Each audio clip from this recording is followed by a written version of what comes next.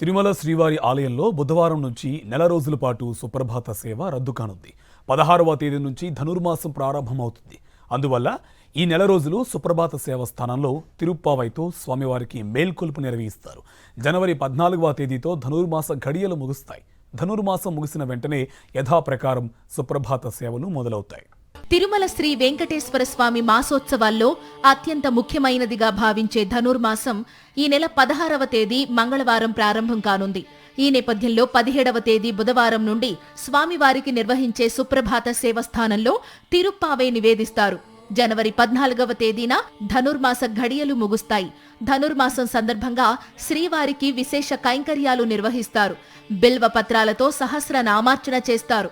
శ్రీవిల్లి పుత్తూరు చిలుకలను ప్రతిరోజు స్వామివారికి అలంకరిస్తారు. ధనుర్మాసం సందర్భంగా శ్రీవారికి విశేష నైవేద్యాలుగా దోశ, బెల్లం దోశ, సుండలు, సీర, పొంగల్ వంటి ప్రసాదాలను నివేదిస్తారు.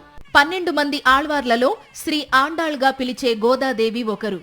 ఈమెను నాచియారని కూడా పిలుస్తారు.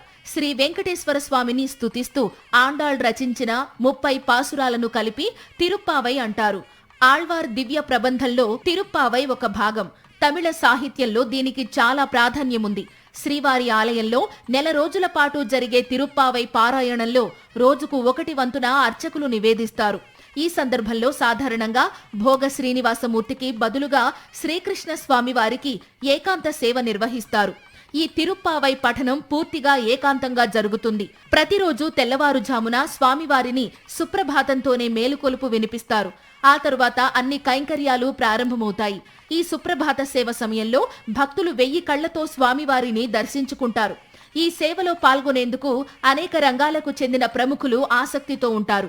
పురాణాల ప్రకారం ధనుర్మాసంలో దేవతలు సూర్యోదయానికి 1.5 గంట ముందుగా నిద్రలేచి బ్రహ్మ ముహూర్తంలో శ్రీ మహావిష్ణువును ప్రత్యేకంగా ప్రార్థిస్తారు. ధనుర్మాస కైంకర్యాలు 16వ తేదీ నుంచి ప్రారంభమవుతాయి. ఆ రోజు రాత్రి కృష్ణస్వామి వారికి ఏకాంత సేవ నిర్వహించబడుతుంది. ప్రతిరోజు స్వామివారి యొక్క కౌతుకపరమైన భోగ శ్రీనివాసమూర్తికి ఏకాంత సేవ నిర్వహించడం జరుగుతుంది. ఈ ధనుర్మాసం ప్రారంభమై ధనుర్మాసం 30 రోజుల పాటు రాత్రి ఏకాంత సేవలో శ్రీ కృష్ణస్వామి వారికి ఏకాంతంగా తిరుమంజన నిర్వహించి వారికే ఏకాంత సేవ నిర్వహించబడుతుంది. జనవరి 14వ తేదీతో ధనుర్మాసం ఘడియలు ముగుస్తాయి.